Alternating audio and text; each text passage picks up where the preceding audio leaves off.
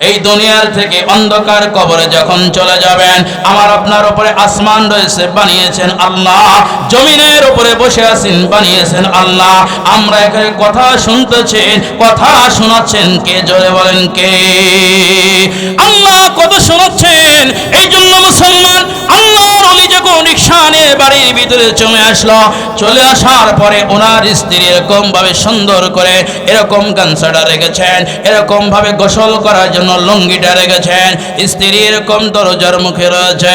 রাওয়ার পরে জিজ্ঞাসা করে, স্বামী সারাদিন বড় কষ্ট হয়েছে, কষ্ট করে রিকশা চালিয়েছ, কষ্ট করে রিকশা চালিয়ে এরকম ভাবে উপার্জন করেছো, আর স্ত্রী ঘরের ভিতরে রয়েছে। স্ত্রী যখন ঘরের ভিতরে থাকে আর এরকম স্বামী রাস্তার ভিতরে বাহিরে থাকে, স্ত্রী আল্লাহর কাছে দোয়া করে, ওগো আল্লাহ, আমার সামনে আমার স্বামী যখন এরকম বাহিরে থাকে, আমার স্বামীকে দিনের জন্য কবুল করে নে, বলো আমিন। স্ত্রী সুন্দর করে যখন এরকম ভাবে গামছাটা হাতে দিল, এরকম লুঙ্গিটা সুন্দর করে হাতে দিয়েছেন, হাম্মাম খেয়ে নিয়েছেন গোসল করানোর জন্য। যখন গোসল করাইতে নিয়েছেন, সুন্দর করে গরম পানির ব্যবস্থা করেছে, এরকম ভাবে ঠান্ডা পানি মিশ্রিত করে সুন্দর করে স্বামীকে গোসল করাই দিয়েছেন। স্বামীকে গোসল করে দেওয়ার পরে এখন স্বামী আর স্ত্রী একটা মাত্র সন্তান, তিনজন মিলে এরকম খানাকে যখন সামনে করে একত্রিত করেছেন, একটা প্লেটের ভিতরে খানা রয়েছে, আল্লাহর হুকুমে আল্লাহর নবীর তরিকায় যখন খানা খাইতেছে, আর এরকম আল্লাহর ওলি চোখের ভিতরে পানি, আর বলতেছে, মালিক সারাদিন যতটুকু ইবাদত করেছি, আমাদের ইবাদত কবুল করেছো কিনা জানি না। ওগো আল্লাহ, খানার ভিতরে আমরা যখন খানা শুরু করেছি, আপনার হুকুম নিয়ে খানা শুরু করেছি এবং নবীর তরিকায় খানা শুরু করেছি, ওগো আল্লাহ, আমাদের খানার ভিতরে বরকত দান করে দেন না, বলেন সুবহানাল্লাহ। আল্লাহর ওলি খানা শেষ করার পরে এখন তাসবিহ নিয়ে এরকম ভাবে যায় নামাজের ভিতরে বসে গেছে। আল্লাহর ওলি 2 রাকাত নামাজ আদায় করার পরে আল্লাহর কাছে ইস্তিগফার করতেছেন, দরুদের আমল করতেছেন। আল্লাহর বান্দা এত জোরে এরকম কান্নাকাটি করতেছেন, ওগো আল্লাহ, দুনিয়া থেকে যদি আমার ঈমান যদি ভালো হয়, আমল যদি ভালো হয়, আপনি আমার কবরের আযাবটা মাফ করে দিয়েন, কারণ জাহান্নামের আগুন আমি আর আপনি সহ্য করতে পারবো না। জোরে বলেন ঠিক না বে ঠিক? পারবো? আরো জোরে বলেন, পারবো? জাহান্নামের আগুন সহ্য করার ক্ষমতা আমাদের আছে? আরো জোরে বলেন, আছে? জাহান্নামের আগুন সহ্য করার ক্ষমতা আমাদের নাই। এই জন্য জাহান্নাম থেকে বাঁচার জন্য আমাদের চেষ্টা করা দরকার আছে না নাই? আউযু বিল্লাহি মিনাশ শাইতানির রাজীম। বিসমিল্লাহির রাহমানির রাহিম।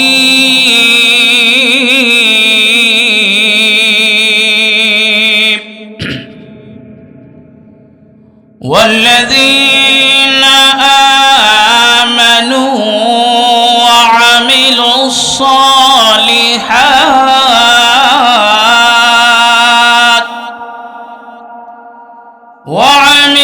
الصالحات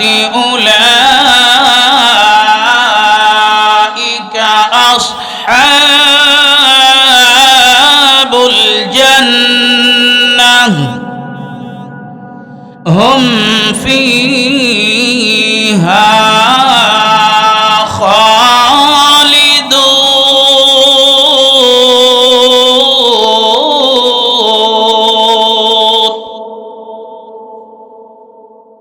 صدق الله المولانا العظيم.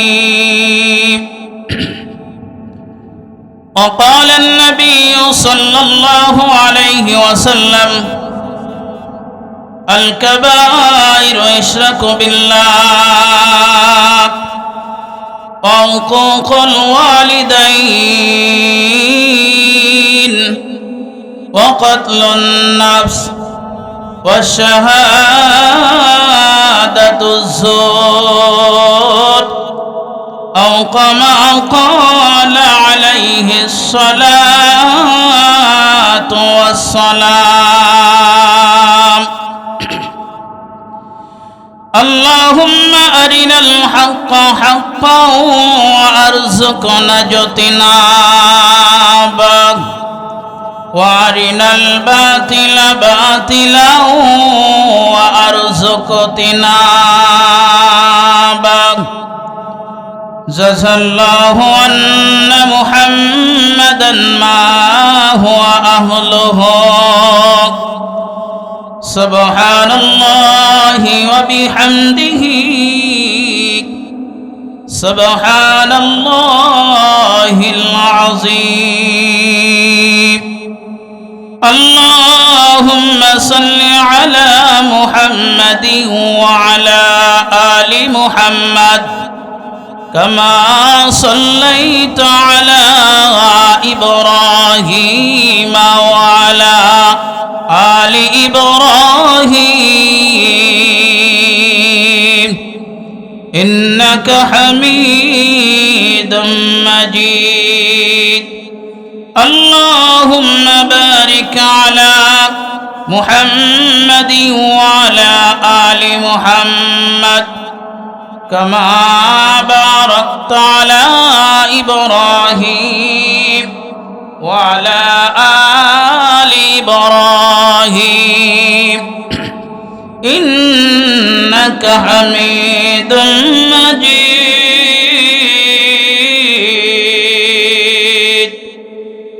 لا إله إلا الله জবান খুলে لا إله إلا الله لا إله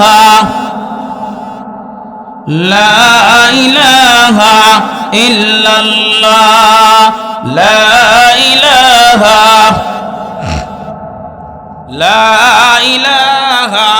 إلا الله এই কালিমার জপমালা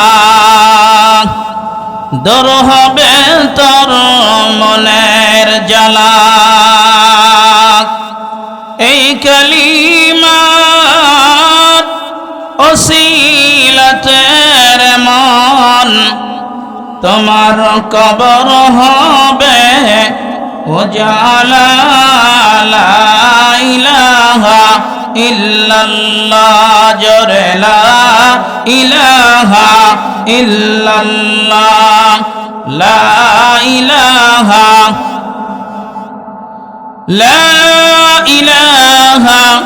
ইল্লাল্লাহ মুহাম্মাদুর রাসূলুল্লাহ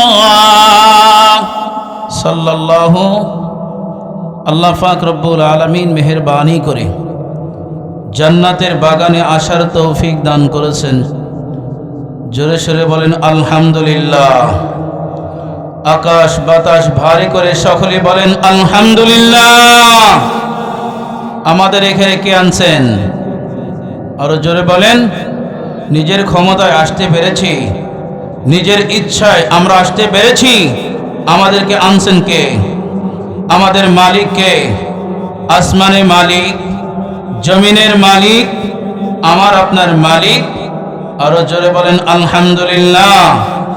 ভূমিকা ছাড়াই আলোচনা হবে, অল্প সময় আলোচনা হবে।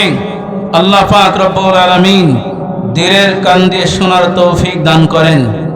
এ দুনিয়ার জগৎ থাকার জায়গা না, ঠিক না বেঠিক? আমরা কি দুনিয়াতে থাকতে পারবো? থাকার জন্য কি আমরা আসছি? এই দুনিয়াতে থাকার জন্য আসি নাই। অস্থায়ী একটা জায়গা, অস্থায়ী একটা স্থান আল্লাহ তাআলা আমাদেরকে দান করছেন। এই অস্থায়ী জীবনের ভিতরে ঈমান আর আমল দিয়ে আমাদেরকে সাজাইতে হবে। জোরে বলেন ঠিক না বেঠিক? যদি ঈমান আর আমল দিয়ে যদি সাজাইতে না পারেন, এই দুনিয়ার থেকে যখন আমি আর আপনি বিদায় নিয়ে চলে যাব, গহীন কবরের ভিতরে যখন আমার আপনার আযাব শুরু হয়ে যাবে, সেই সময় আমার আপনার কোনো বন্ধু থাকবে? আরো জোরে বলেন থাকবে? এই দুনিয়ার ভিতরে আমার আপনার কোনো বন্ধু থাকবে না। তাহলে আমার আপনার জন্য কি কাজ করে যেতে হবে? এই জন্য আল্লাহ পাক রব্বুল আলামিন কোরআনুল কারীমের ভিতরে আলোচনা করেছেন। আল্লাহর নবী সাল্লাল্লাহু আলাইহি ওয়াসাল্লাম বলেছেন, আল কাবাইরু ইশরাকু বিল্লাহ, তোমরা আল্লাহ তাআলার সাথে কখনো শরীক করবে না। জোরে কান ঠিক না বেঠিক? আল্লাহ তাআলার সাথে কখনো শরীক করা যাবে? আরো জোরে বলেন, যাবে? আল্লাহ তাআলার সাথে শরীক করা যাবে না। এই জন্য আল্লাহ রাব্বুল আলামিন আল্লাহর ইবাদত করার জন্য দুনিয়ার ভিতরে প্রেরণ করেছেন। জোরে বলেন ঠিক না বেঠিক? আমরা আল্লাহর গোলাম হয়ে কবরে যাইতে চাই। জোরে বলেন ঠিক না বেঠিক? আল্লাহ আমাদের সকলকে কবুল করে, বলে আমিন। কবুল কর, কবুল কর ওগো আল্লাহ মনের বাসনা, মক্কা মদিনা না দেখাইয়া কবরে নিয়া না। কবুল কর, কবুল কর ওগো আল্লাহ মনের বাসনা, মক্কা মদিনা না দেখাইয়া কবরে নিয়া না। বলেন আমিন। আল্লাহ পাক রব্বুল আলামিন কোরআনুল হাকিমের ভিতরে ঘোষণা করেছেন, ওয়াল্লাযীনা আমানু ওয়া আমিলুস সালিহাত।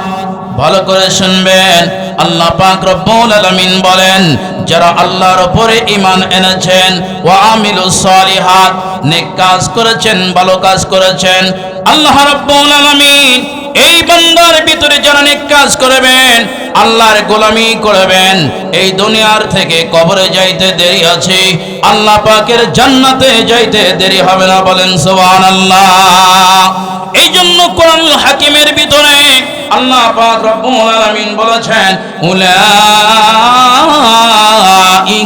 আসহাবুল জান্নাহ। জোরে বলেন আল্লাহু আকবার। আল্লাহ রাব্বুল আলামিন বলেন, যারা ঈমান গ্রহণ করেছেন এবং আমল করেছেন, আল্লাহ পাক রব্বুল আলামিন বলেন, তারা হলো জান্নাতের বাসিন্দা। তারা জান্নাতের বাসিন্দা, জান্নাতের ভিতরে যাবে। এই দুনিয়ার ভিতরে জান্নাতে যাওয়ার জন্য এক শ্রেণী মানুষ বড় পাগল। কিভাবে জান্নাতে যাওয়া যাবে, কিভাবে আমল করা যাবে, আল্লাহ রাব্বুল আলামিনের জাহান্নাম থেকে কিভাবে আল্লাহ আমাদেরকে মুক্তি দেবে। আল্লাহ পাক রব্বুল আলামিন কোরআনের ভিতরে বলেন, হুম ফিহা খালিদুন। আল্লাহু আকবার। দুনিয়ার ভিতর থেকে যখন আল্লাহ পাক রব্বুল আলামিন এই দুনিয়ার জগৎ থেকে কবরের জগতে নিয়ে চলে যাবেন, আর নিয়ে যাওয়ার পরে আল্লাহ পাক রব্বুল আলামিন বলেন, জান্নাতের ভিতরে তারা অনন্তকালের জন্য থাকবে। এই জান্নাত থেকে তাদেরকে বাহির করা হবে না। এক শ্রেণীর নাফরমান আছে, এই নাফরমান যখন দুনিয়ার থেকে মৃত্যুবরণ করে, নাফরমান মৃত্যুবরণ করার সময় আজরাইল আলাইহিস সালাতু ওয়াস সালাম যখন তার কাছে রওনা দেয়, আজরাইল আলাইহিস সালাতু ওয়াস সালাম ওই নাফরমানের কাছে যখন আছে, আসার পরে নাফরমান এরকম চক্ষুগুলো এরকম উল্টায় ফেলে, বড় বড় করে ফেলে, এরকম ভয় পায়। নাফরমান যখন তার জানটা কবজ করে নেন, আজরাইল আলাইহিস সালাতু ওয়াস সালাম জানটা যখন কবজ করে নিয়েছেন, নেয়ার পরে মসজিদের ভিতরে এলান হয়, অমুক গ্রামের ভিতরে একজন মানুষ চলে গেছে। এই ব্যক্তি হলো একজন নাফরমান, আল্লাহ রাব্বুল আলামিনের সাথে বেঈমানি করে, আল্লাহর নবীর সাথে বেঈমানি করে, আল্লাহকে মানে না, আল্লাহর দ্বীনকে মানে না। এই মানুষটা যখন দুনিয়ার থেকে এরকম কবরের যাত্রী হয়ে যাবে, এলাকার লোকজন ঘরের থেকে বাহির করে, আর ওই মানুষটা বলে, ও দুনিয়ার মুসলমান, আমাকে কেউ ধরো না, আমি সহ্য করতে পারি না মৃত্যুর যন্ত্রণা, বড় কঠিন। এই মৃত্যুর যন্ত্রণা থেকে কিভাবে আমি আর আপনি বাঁচবো?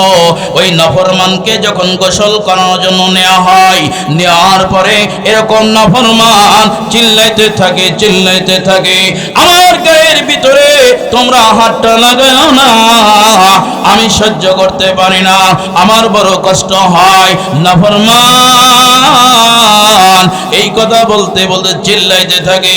পৃথিবীর কোন মানুষ শোনে না, কোন মানুষ জানে না নাফরমানের এত বড় কষ্ট হয় যখন গায়ের ভিতরে কাফনের কাপড় পরা হয়। পরানোর সাথে সাথে বলে, কারা আমার গায়ের ভিতরে কাফনের কাপড় জড়াও কেন, 3 জায়গায় বন্ধন দাও কেন, বড় কষ্ট হয়, সহ্য করতে পারে না। নাফরমান চিল্লাইতে থাকে আর চিল্লাইতে চিল্লাইতে এত জোরে সজোরে আঘাত করতে থাকে, দুনিয়ার কোনো মানুষ শুনতে পারে না। আল্লাহ পাক রব্বুল আলামিন বলেন, এ নাফরমান ফি নারি জাহান্নাম খালিদিন। এ নাফরমান দুনিয়া থেকে জাহান্নামী হয়ে কবরের ভিতরে যখন রওনা দিয়েছেন, কবরে যখন রাখা হয়েছে, কবরে রাখার পরে আল্লাহ পাক রব্বুল আলামিন 2 জন ফেরেশতা পাঠাইছেন। কয়জন? আরো জোরে কান।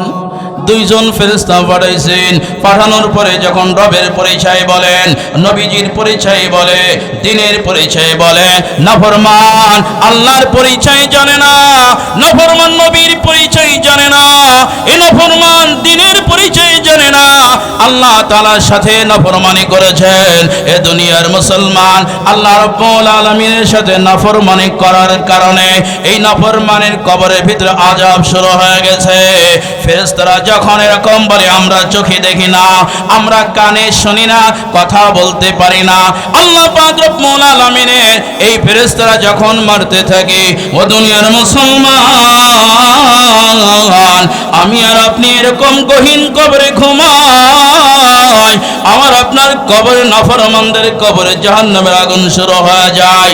আর জাহান্নামের যখন আযাব শুরু হয়, এরকম জাহান্নামী বড় চিল্লাইতে থাকে, কবরের ভিতরে মাটি দিয়ে এরকম ভাবে চাপাইতে থাকে আর বলে, এমন মাটি,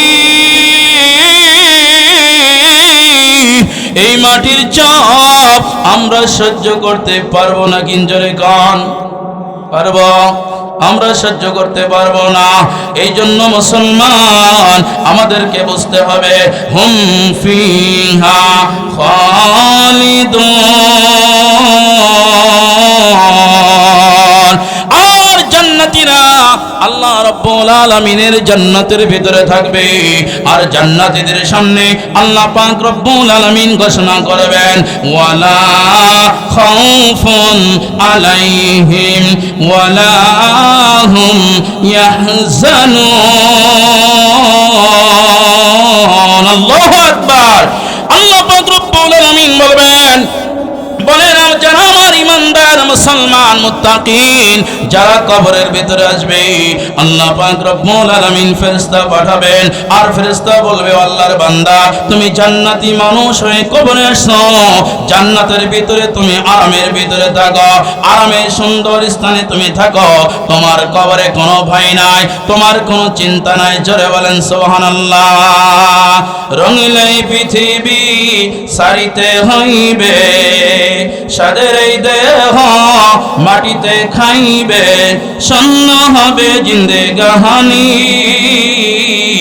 কর লাগিয়া এত মায়া এত চোখের পাহানি রে মন, কর লাগিয়া এত মায়া এত চোখের পানি, কত আশার বাসা তোমায় নিমিষেতে হইবে চুরমার, কেহ বা ডাকবে মামা করে, কেহ বা ডাকবে মামা করে, সারা তো দিবেন জননী, কর লাগিয়া এত মায়া এত চোখের পাহানি রে মন, কর লাগিয়া এত মায়া এত চোখের পানি, রঙলাই পৃথিবী সারিতে হইবে, সাদের এই দেহ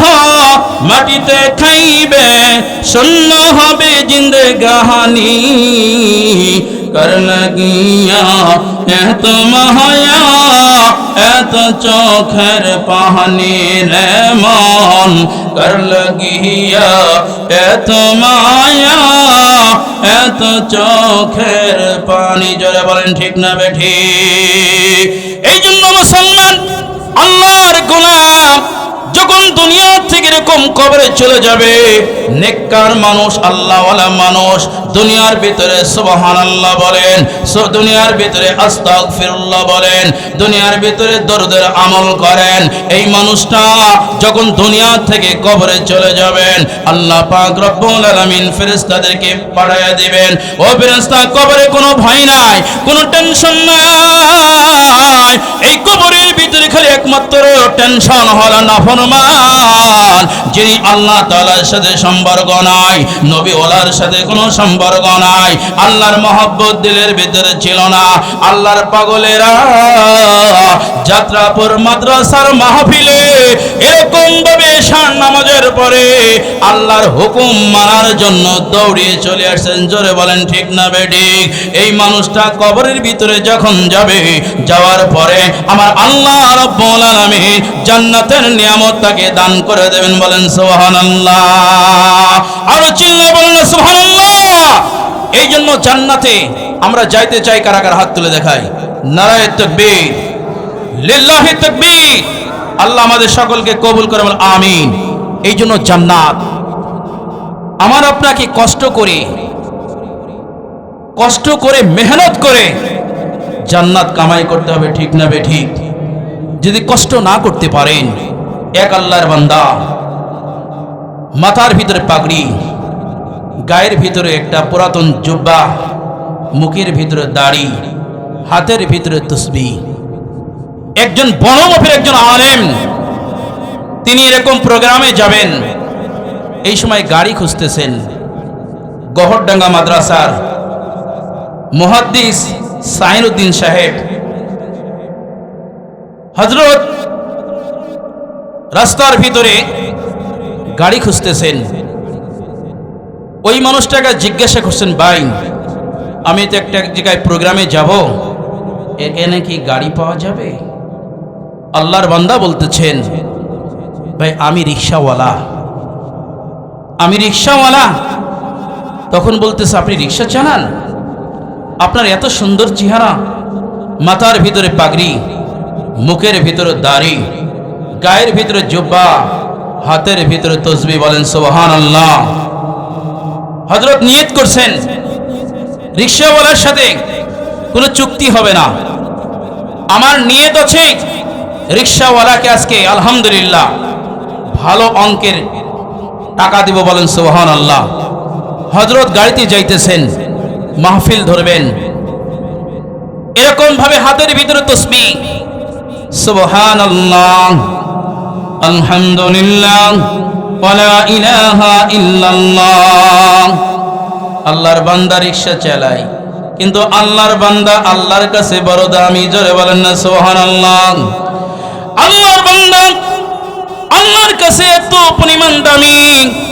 আল্লাহর বান্দা ভ্যান এর রিকশা চালাইতে হাতের ভিতরে তসবির দানা কোন এরকম ভাবে গুনতেছেন। এরকম যাইতে যাইতে জোহরের টাইম হয়ে গেছে। মুয়াজ্জিন সাহেব মসজিদ থেকে আজান শুরু করেছেন। আজান দেওয়ার সাথে সাথে ভ্যান চালক, রিকশা চালক ওনার রিকশাটা বন্ধ করে দিয়েছেন। হুজুর জিজ্ঞাসা করে, ভাইজান আপনি এখানে থামলেন কেন? বলে, ভাইজান শুনেন, এখানে হযরত জি আল্লাহ পাকের ডাক এসে গেছেন, আল্লাহ পাকের হুকুম এরকম ভাবে শুরু হয়েছে, আমার দিলের ভিতরে মানাই না, আমার দিলের ভিতরে কোন রকম ভাবে মানাই না। আমি রিকশাটা এখানে রেখে আমি আল্লাহ পাকের আগে হুকুম আদায় করব, তারপরে আমি রিকশা নিয়ে যাব। হযরত জিজ্ঞাসা করতেছেন, ভাই আপনাদের এলাকার জামাত হয় কয়টায়? বলে 1:30টায়। তা ভাই এখনো সামনে যাওয়া যায় না, অনেক টাইম রয়েছে হাতে, আমরা সামনে মসজিদ গিয়ে নামাজ আদায় করি। হযরত এই কথা বলতেছেন, আল্লাহর বান্দা দিলের ভিতরে কম্পন ধরে গেছেন। গামছা আছে, আবার রিকশা নিয়েছেন, এরকম গামছা দিয়ে চোখটা মুছতেছেন। আল্লাহর ভয়তে চোখটা মুছতেছেন, পানি। হযরত জিজ্ঞাসা করেন, ভাইজান আপনি কাঁদতেছেন কেন? বলে, হযরত আমরা গরিব মানুষ বলে আমাদের কি কোনো মূল্য নাই? আমাদের তো ওই রবের ভয় অন্তরের ভিতরে আছে। রবের ভয়টা অন্তরের ভিতরে থাকার কারণে যখন মসজিদের মেম্বার থেকে আজান শুরু হয়, দিলটা কেঁপে ওঠে। তাড়াতাড়ি মসজিদে ঢুকে ইমাম সাহেবের পিছনে নামাজটা আদায় করার নিয়ত করি, তারপরে আবার এরকম রিক্সা নিয়ে যায়। বলেন সুবহানাল্লাহ। এই কথা বলার পরে সামনে এরকম রিক্সা নিয়ে চলতেছেন আল্লাহর ওলি। রিক্সা নিয়ে এরকম চলতে চলতে সামনের মসজিদে শুনে যে ইকামত চলতেছে, গাড়িটা ওই জায়গায় রেখে এরকম হযরতকে সাথে করে নিয়ে এরকম নামাজ আদায় করতেছেন। নামাজ আদায় করার পরে এরকম ভাবে পাশে একটা চার দোকান ছিল। হযরত জি, আমি আপনাকে একটা চা খাওয়ার দাওয়াত দিব, আপনি আমার টাকার থেকে একটা চা খাইবেন। হযরত, আপনি যদি কবুল না করেন আমার বড় কষ্ট হবে। আল্লাহর ওলি এরকম ভাবে আল্লাহর কাছে কি যেন ফরিয়াদ করতেছে। চায়ের দোকানে চা খাইতে স্যার জিজ্ঞাসা করে, হযরত জি আমি আপনাকে একটা প্রশ্ন করব, আপনার জীবনে কি আপনি আল্লাহর নবীকে স্বপ্নে যুগে কখনো দেখেছেন নাকি? আল্লাহর ওলি এরকম হযরত এরকম বলে, না আমার জীবনে আমি আল্লাহর নবীকে স্বপ্ন দেখি নাই। বলে, আপনি কি কিতাবও পড়েন নাই? আপনি কি কিতাবও পড়েন না? বলে, হ্যাঁ আমি তো শামাইলে তিরমিজি কিতাবের মধ্যে পড়ছি। বলে, একটু বর্ণনা করেন না হযরত। মাথার থেকে শুরু করছেন, এরকম ভাবে কপাল থেকে শুরু করছেন, প্রত্যেকটা অঙ্গর বর্ণনা দিচ্ছেন। আল্লাহর নবী সাল্লাল্লাহু আলাইহি ওয়াসাল্লামের প্রতিটা বর্ণনা দিতে দিতে এরকম রিকশা চালক মানুষটা ওই জায়গায় বেহুশ হয়ে পড়ে গেল। আল্লাহর কাছে ফরিয়াদ করে, আল্লাহ কি অবস্থা কিছুই বুঝতে পারলাম না। এরকম রিকশা চালক অল্প সময় হযরত জি মাথার ভিতরে পানি, এরকম পানি দিয়ে এরকম যখন তাকে হুঁশ ফিরে আসলো, চোখের ভিতরে পানি ডর ডর করে কান্দে আর বলে, হুজুর আপনি আমার গুনাহগার বানাইবেন না, আমার জুতাগুলো কেন ধরতেছেন, কারণটা কি? বলে, আপনি তো দামি মানুষ, আল্লাহর কাছে অনেক বড় দামি। আল্লাহর নবী পাগলেরা এরকম হয়। এরকম হুজুরকে বলতেছেন, হযরত জি আপনি যেভাবে বর্ণনা করলেন, আপনি হাদিস থেকে যেভাবে বললেন, হুবহু আমি স্বপ্নের মাধ্যমে আল্লাহর নবীকে দেখেছি। জোরে বলেন না সুবহানাল্লাহ, আরো জোরে বলেন না সুবহানাল্লাহ। এখন হযরত জি এই কথা বলার সাথে সাথে রিকশাওয়ালা এরকম রিকশা চালাইতেছেন আর চোখের ভিতরে পানি শুরু হয়ে গেছে। হযরত মাহফিলের এরকম স্থানে পৌঁছে গেছেন, জিজ্ঞাসা করতেছেন, ভাইজান আপনি কি থাকবেন না চলে যাবেন? বলে, হুজুর আমি আপনাকে পৌঁছে দিয়েছি, কারণ আমি টাইম মতো আমি আল্লাহর হুকুম আদায় করব, নবীর আখলাক আমার ভিতরে থাকবে, আর নবীর আখলাক থাকার কারণে নবীর সাথে আমার বড় প্রেম এবং ভালোবাসা হয়েছে। বলেন সুবহানাল্লাহ। হুজুর পকেট থেকে 500 খানা নোট এরকম ভাবে ওই রিকশাওয়ালাকে এরকম দিচ্ছেন। বলে, হুজুর আপনি আমারে মাফ করে দিবেন, আপনি এই জায়গায় মাহফিলে আসছেন, আমি এরকম টাকা নিতে পারবো না, আমি টাকা নিব না, হুজুর আপনি আমারে মাফ করে দেন।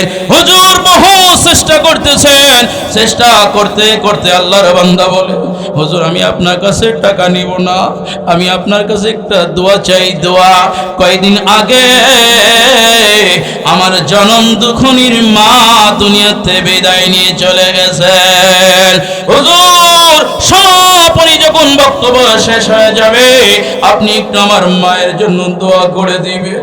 এই জন্য মুসলমান ভাইরা রে আমার, আল্লাহ পাক রব্বুল আলামিন এই জান্নাতি মানুষদেরকে এরকম দুনিয়ার ভিতরে সম্মান দেন, আল্লাহ রব্বুল আলামিন ইজ্জত দান করেন। এই দুনিয়ার থেকে অন্ধকার কবরে যখন চলে যাবেন, আমার আপনার উপরে আসমান রয়েছে বানিয়েছেন আল্লাহ, জমিনের উপরে বসে আছেন বানিয়েছেন আল্লাহ, আমরা এখানে কথা শুনতেছেন, কথা শোনাচ্ছেন কে? জোরে বলেন কে? আল্লাহ কত শোনাচ্ছেন। এই জন্য মুসলমান, আল্লাহর ওলি যখন রিকশা নিয়ে বাড়ির ভিতরে চলে আসলো, চলে আসার পরে ওনার স্ত্রী এরকম ভাবে সুন্দর করে এরকম গামছাটা রেখেছেন, এরকম ভাবে গোসল করার জন্য লুঙ্গিটা রেখেছেন। স্ত্রী এরকম দরজার মুখে রয়েছে। রার পরে জিজ্ঞাসা করে, স্বামী সারাদিন বড় কষ্ট হয়েছে, কষ্ট করে রিকশা চালিয়েছো, কষ্ট করে রিকশা চালিয়ে এরকম ভাবে উপার্জন করেছো, আর স্ত্রী ঘরের ভিতরে রয়েছে।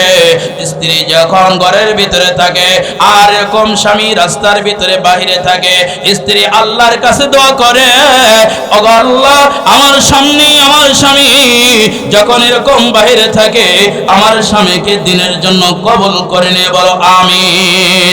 স্ত্রী সুন্দর করে যখন এরকম ভাবে গামছাটা হাতে দিল, এরকম লুঙ্গিটা সুন্দর করে হাতে দিয়েছেন, হাম্মাম খেয়ে নিয়েছেন গোসল করানোর জন্য।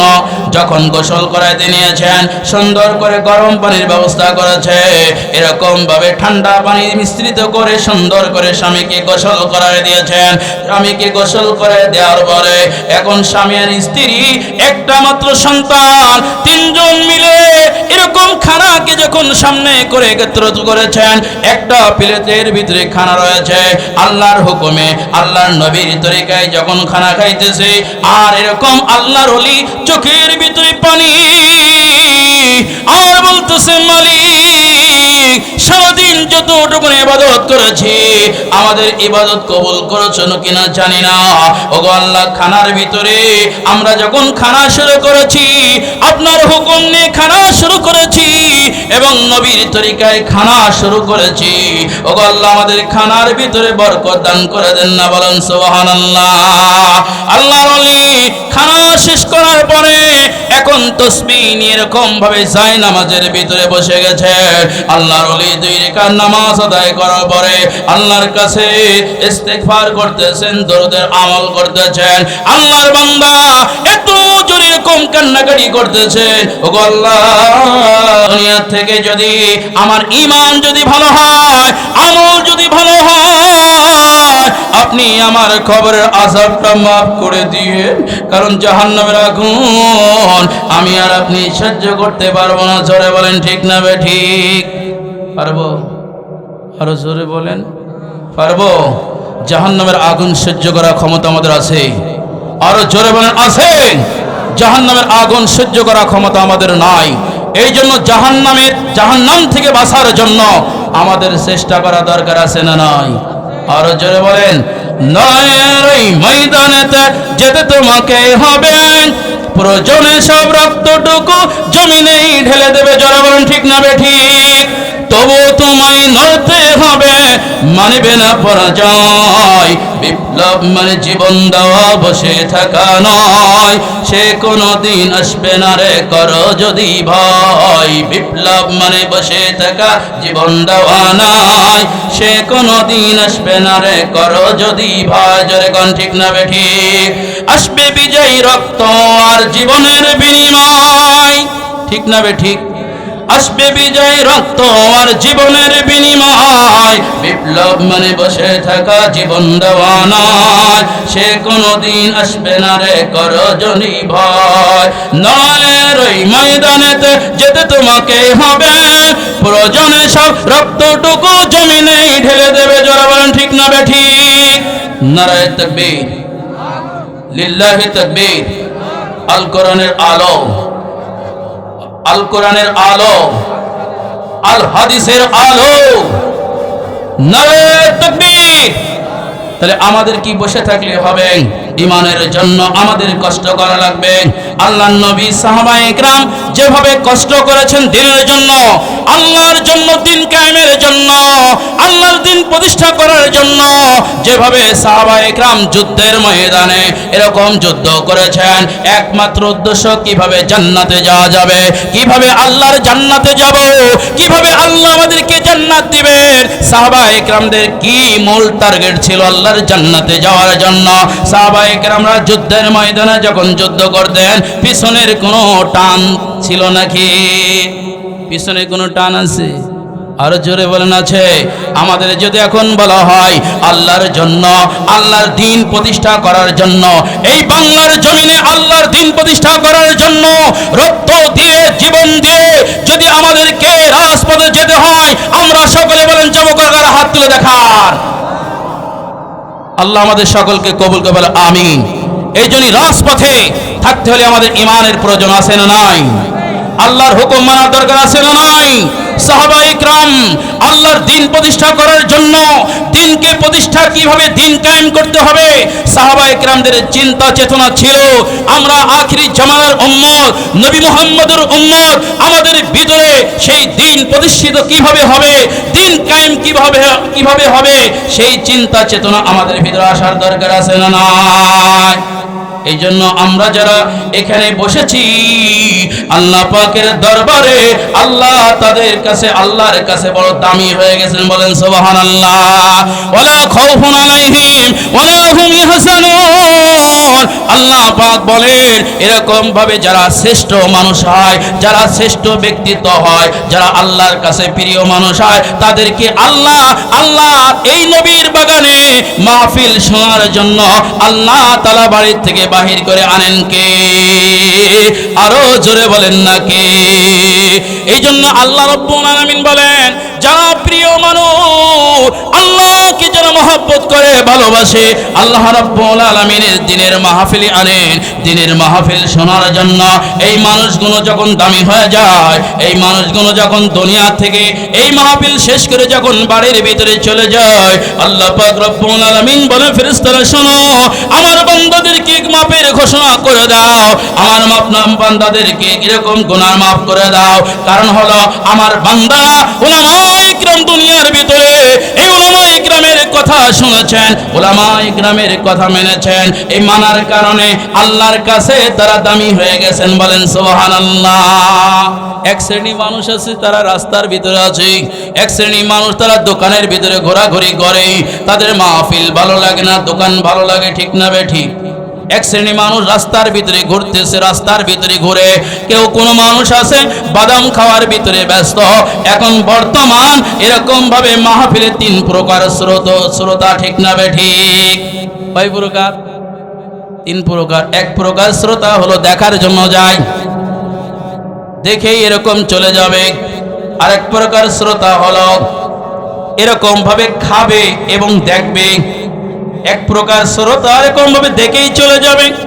আরেক প্রকার শ্রোতা হলো এরকম ভাবে মাহফিল খাইতে যায়, কোন বক্তার আওয়াজ ভালো, কোন বক্তা কি সুন্দর বলল, কোন বক্তা কি বলল, এই শোনার জন্য যায়। মাসালের ভিতরে এরকম আলোচনা শুরু হয়ে যাবে, ওই বক্তা এই কথা বলেছেন, কিন্তু মুসলমান আরেক শ্রেণী মানুষ আছে উলামায়ে কিরাম কথা বলবে, মাহফিলের ভিতরে সুন্দর করে বসে বলবে, আর বসে পড়ার সাথে সাথে উলামায়ে কিরাম যে কথাগুলো বলে এই কথার উপরে আমল করার চেষ্টা করে। জোরে বলেন ঠিক না বেঠিক? এই জন্য আল্লাহর ওলি ঘরের ভিতরে এরকম তাসবিহ নিয়ে 2 রাকাত নামাজ আদায় করতেছে, নামাজ আদায় করা শেষ হয়ে যাওয়ার পরে এই জন্য বলতেছে আস্তাগফিরুল্লাহ আস্তাগফিরুল্লাহ আস্তাগফিরুল্লাহ। বলেন আল্লাহু আকবার। আল্লাহর ওলি এই ইস্তিগফার পড়ার কারণে আল্লাহ পাক রব্বুল আলামিন বলে আল্লাহর বান্দা শুনে নাও, যখন তুমি ঘরের থেকে বাইরে হয়ে যাবা আমি আল্লাহ তোমার এরকম ভাবে অর্থের ব্যবস্থা করে দেব, তোমার ভিতরে কোনো কষ্ট থাকবে না। স্বামী স্ত্রী ছেলে নিয়ে বড় শান্তির ভিতরে আছে, বড় আরামের ভিতরে আছে। এই সমাজের ভিতরে অনেক ঘরের ভিতরে কোনো শান্তি নাই, অনেক ঘরের ভিতরে কোনো আনন্দ নাই, স্বামী স্ত্রীর ভিতরে অনেকের মিল নাই, স্বামী স্ত্রীকে পছন্দ করে না, স্ত্রী স্বামীকে পছন্দ করে না। তাহলে তাদের ভিতরে এত ভাবে এরকম ভাবে কষ্ট। ও দুনিয়ার মুসলমান, স্বামী যদি স্ত্রীর উপরে যদি এরকম খুশি না হয়ে থাকে, ওই স্ত্রী যদি এরকম দুনিয়া থেকে বিদায় নিয়ে চলে যায়, তাহলে আপনি জাহান্নামী হয়ে চলে গেলেন। আর সেই স্ত্রী যদি স্বামীর উপরে যদি খুশি না হয়, আর স্বামী যদি স্ত্রীকে খুশি না করতে পারে। আর ওই অবস্থায় যদি আপনি দুনিয়া থেকে চলে যান, আর চলে যাওয়ার সাথে সাথে এরকম জাহান্নামী হয়ে যাবেন। আর জাহান্নামের ভিতরে আল্লাহ পাক রব্বুল আলামিন বলেন, এরকম জাহান্নামের ভিতরে যখন চলে যাবেন, যাওয়ার সাথে সাথে জাহান্নামের ভিতরে জাহান্নামীদেরকে এরকম হাদিসে জিবরাইল আলাইহিস সালাতু ওয়াস সালাম হাদিস বয়ান করেছেন, আল্লাহ পাক রব্বুল আলামিন হাদিস বয়ান করেছেন, এরকম ভাবে জিবরাইল আলাইহিস সালাতু ওয়াস সালামকে ডাকে। কাকে? আরো জোরে বলেন, আরো জোরে বলেন। জিবরাইল আলাইহিস সালাতু ওয়াস সালাম ডেকেছেন কে? আল্লাহ। আরো জোরে বলেন কে? আল্লাহ রাব্বুল আলামিন ডেকেছেন। জিবরাইল আলাইহিস সালাতু ওয়াস সালামকে বলতেছে, ইয়া রাব্বুল আলামিন, আপনি আমাকে ডেকেছেন, আমি আপনার ডাকে সাড়া দিয়েছি, বলেন সুবহানাল্লাহ। জিবরাইল আলাইহিস সালাতু ওয়াস সালাম, আল্লাহ রাব্বুল আলামিন বলেন, ও জিবরাইল, আমি তোমাকে ডেকেছি কেন তুমি কি জানোনি? জিবরাইল আলাইহিস সালাতু ওয়াস সালাম চোখের ভিতরে পানি, কান্দে আর বলে, জিবরাইল রে, তোমার চোখের ভিতরে পানি কেন? তুমি কাঁদতেছো কারণটা কি? রব্বুল আলামিন, আপনি আমাকে ডেকেছেন, আপনার ডাকে আমি সাড়া দিয়েছি। আপনি কি বলবেন জানি না, আপনি কোন কথা বলবেন আমার জানা নাই। আল্লাহ পাক রব্বুল আলামিন জিবরাইল আলাইহিস সালাতু ওয়াস সালামকে বলতেছেন, ওগো জিবরাইল, জাহান্নামের ভিতরে যাও, জাহান্নামের এরকম প্রধান মালিককে বলো, এরকম মালিক ফেরেশতাকে বলো, জাহান্নামের ভিতরে একজন ব্যক্তি আছে, ওই ব্যক্তিকে এরকম জাহান্নাম থেকে বাহির করে নিয়ে আসো। মালিক দারোগা জাহান্নামের ভিতরে তন্ন তন্ন করে যখন খোঁজা শুরু করেছেন, আর যখন খুঁজতে খুঁজতে পেরেশান হয়ে গেছে, জাহান্নামের ভিতরে পাওয়া যায় না, না পাওয়ার কারণে এরকম ভাবে জিবরাইল আলাইহিস সালাতু ওয়াস সালামকে বলতেছে, ও ভাই জিবরাইল, জাহান্নামের ভিতরে এরকম কোন মানুষ নাই, এরকম কোন ব্যক্তিকে পাওয়া যায় না। আল্লাহু আকবার। জিবরাইল আলাইহিস সালাতু ওয়াস সালাম কান্দে, চোখের ভিতরে পানি, আল্লাহর কাছে বলে, গো আল্লাহ, এরকম জাহান্নামের মালিককে এরকম আপনি হুকুম করতে বলেছেন। আমি বলেছি, কারণ জাহান্নামের ভিতরে এরকম মালিক, এরকম জাহান্নামীকে খুঁজে পায় নাই। আল্লাহ রাব্বুল আলামিন জিবরিলকে ডাক দিয়ে কয়, জিবরিল রে, চোখের ভিতরে পানি কেন, তুমি কান্দো কেন? ওগো আল্লাহ, জাহান্নামের ভিতরে কত কঠিন, এই জাহান্নামের ভিতরে আপনি খোঁজ করার জন্য বললেন, কিন্তু জাহান্নামের ভিতরে পাওয়া গেল না। আল্লাহ পাক রব্বুল আলামিন এখন জাহান্নামের ভিতরে আবারও বললেন, যাও জাহান্নামের ভিতরে খোঁজ করতে বলো, এরকম জাহান্নাম আছে হাবিবা, এরকম এই জাহান্নামের ভিতরে চলে যাও। জাহান্নামের ভিতরে যখন ঢুকেছে, ঢোকার সাথে সাথে এরকম ভাবে হাতটা লাগাই দিয়েছেন, হাত লাগাই দেওয়ার সাথে সাথে যখন ভিতর থেকে উঠাই নিয়ে চলে এসেছেন, আল্লাহর বান্দা এরকম জবানের ভিতরে বলতেছেন, ইয়া হান্নান ইয়া মান্নান, বলে আল্লাহু আকবার। ভালো থেকো বন্ধু, যদি বেঁচে থাকি, দেখা হবে আবার। পারবেন না বলতে? ভালো থেকো বন্ধু, যদি বেঁচে থাকি, দেখা হবে আবার। চারিদিকে মৃত্যুর হাহাকার শুনি, ক্রন্দন হৃদয়ে সবার। মনটাকে ধুয়ে মুছে সাফ করে না, বেলা বুঝি হয়েছে যাওয়ার, দেখা হবে আবার। ভালো থেকো বন্ধু, যদি বেঁচে থাকি, ভালো থেকো বন্ধু, যদি বেঁচে থাকি, দেখা হবে আবার। আসসালামু আলাইকুম ওয়া রাহমাতুল্লাহি ওয়া বারাকাতুহু।